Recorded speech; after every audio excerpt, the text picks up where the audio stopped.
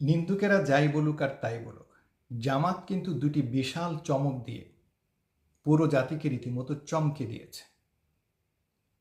প্রথমত, জুলাই আন্দোলন পর্যন্ত তারা যেভাবে নীরবে শত্রুদের দুর্গে অবস্থান করে দুর্গ কাঁপিয়ে দিতে সমর্থ হয়েছিল, তা ছিল কল্পনাতীত। তাতে সবচেয়ে বেশি চমকে গিয়েছে তাদের নিন্দুকেরা। দ্বিতীয়ত, সাম্প্রতিক তারা সারা দেশ থেকে ট্রেন ভাড়া করে কর্মী সমর্থকদের ঢাকার সমাবেশে এনে পুরো জাতিকে চমকে দিয়েছে। এই দুই চমকেরই যারা নিন্দাবাদ করছেন, এটা তাদের সহজাত প্রবৃত্তি।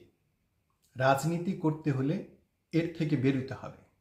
রাজনীতি কোনো শত্রু শত্রু খেলা নয়। রাজনীতি হলো সততা, যোগ্যতা, দক্ষতা এবং দেশপ্রেম প্রদর্শনের মঞ্চ। জামায়াত যে দুটি চমক দেখিয়েছে তা দেশের ইতিহাসে নজিরবিহীন।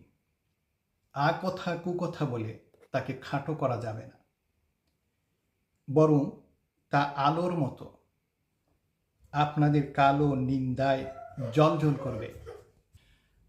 তাই এর চেয়ে উৎকৃষ্ট কিছু করুন।